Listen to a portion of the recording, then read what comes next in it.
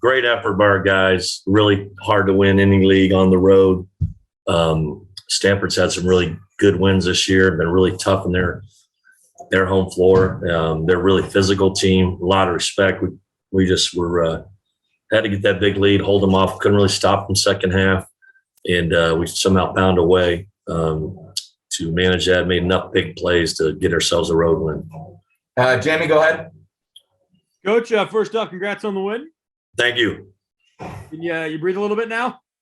Yeah. That actually wasn't too bad till a couple of those turnovers against press. I was in full meltdown mode. This game really, in a lot of ways, kind of followed the script of a lot of the losses this year. Big lead, you take a punch, then it's like, okay, maybe all right. Then you take another punch, and then they're down to a 3-point game with about a minute left. Except this time, you guys come up with the stops. FA hits the free throws. I mean, does it feel like the monkey's off the back a little bit, and then maybe you guys have figured out how to win these close games and keep the leads, or just not let these big leads become close losses?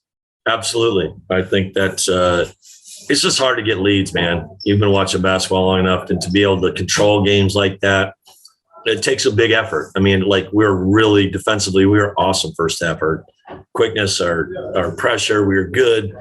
And then second half, we were not. They made a great adjustment. We couldn't stop them in man.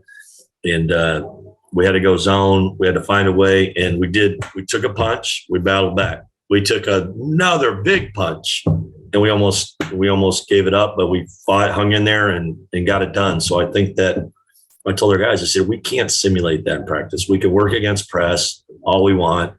It's when you're trying to beat someone on their home floor, team that's a good team, both of us fighting to stay in this conversation. I like to think the Pac-12, being the fifth best league, has 6 teams going in, so shouldn't be that much stress. Don McLean. Anyway, so I thought, it's going to be, it is what it is. And we were able to hang in there and we'll have the similar situation Saturday. It's just going to be another tough grinder and see if we can hang in there and give ourselves a chance to win late.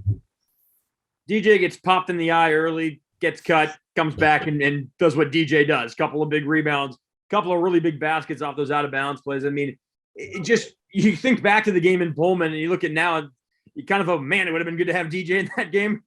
Yeah, especially against those guys. We barely have him this game. It was, and Bamba has had a bad knee, and we're kind of without him. He was a little shadow of himself, and Andre, has his ankle's been. He rolled his ankle last game, so thank God. And then when DJ went down, I said, against these guys, they have a bunch of 6'7" guys that look like DJ, and DJ's about 6'4.5", but he helps a lot. So it was nice to see, and we needed it, and we took advantage of it. Obviously they played Cal Tuesday, and we took advantage of that. I think that's hard to do. Come back and play Thursday, but we're up for the challenge. I think one of the things that we saw when sometimes those leads would kind of go away, it just didn't seem like there was someone who wanted to kind of take the mantle and take that shot. It feels like Mike has become that guy. Is that something you'd agree with? That, I think they cut it to 6 and Mike hits that critical 3, puts it back up to 9. Is he kind of becoming your guy that when you need a basket, ball goes to Mike? Vinnick, have you been listening to me the last month? No. I've been saying that. I said, I think we sorted out as far as Mike's been getting better and better. We have a quarterback that he's calm. He keeps us calm on offense. He's not afraid to make a big play, and guys kind of feed off his leadership, which, it's hard. Like I said, it's hard. He was named captain mid-season by our guys. I think to a man, everyone thought he's ready to take that mantle, and he's done a great job. And we went through the couple of COVID bouts and a battle of the flu, and he's kind of sustained himself and really shown great leadership and been able to make plays to pull those things out. DJ was just saying a minute ago that they didn't shake your guys' hands after the game. That's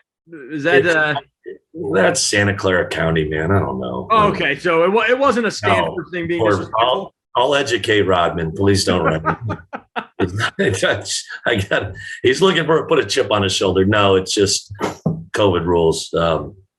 they're obviously, remember last time we played them, they're definitely super compliant, if that's possible. Is that a word? They're very compliant, and we wanted to be sure we honored that. So we did.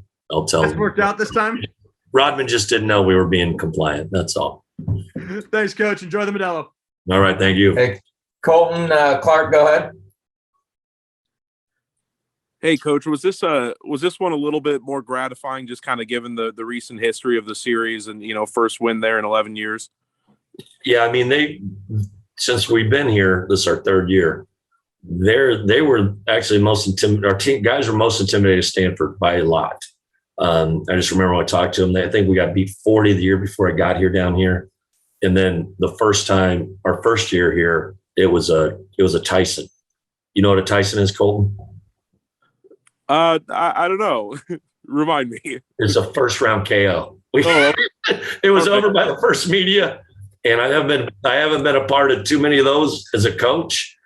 And I had to go try to get the paddles out and put them on our team, and it wasn't pretty. And then we fought a little better the second time we played them, but we've been more competitive since then. But they had our number, and I think that's just a sign of growth that our guys have been in the program and have watched that progression, and it's about competition. And I had a lot of respect for Coach Hass. I mean, he's known him since he was playing at Cal in Kansas, and he's really close with some of the guys I've coached. He played with some of the guys I've coached and worked with, and I know how hard they play, and to be able to compete on their floor that way, that's a big boost for us.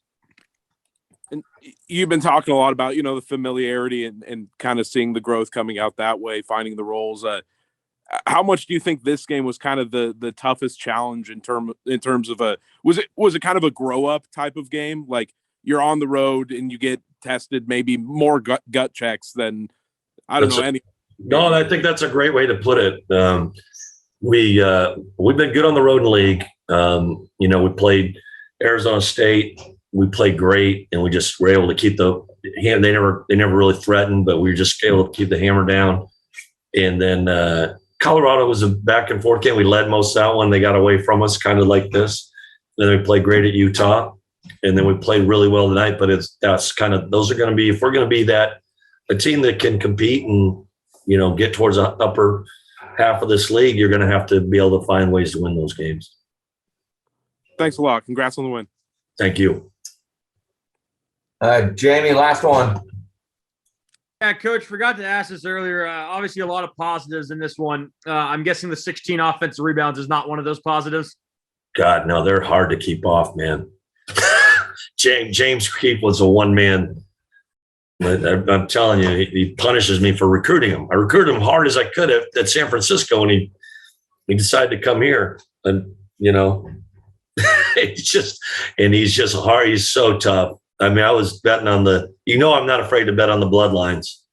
Rodman, Keefe, his old man was a pro, playing great, and he's a warrior. So when you got a guy that goes the boards that hard, it's easier for the others to go too. It makes it a little easier. So we're a pretty good offensive rebound team. We got to get better on the defensive end.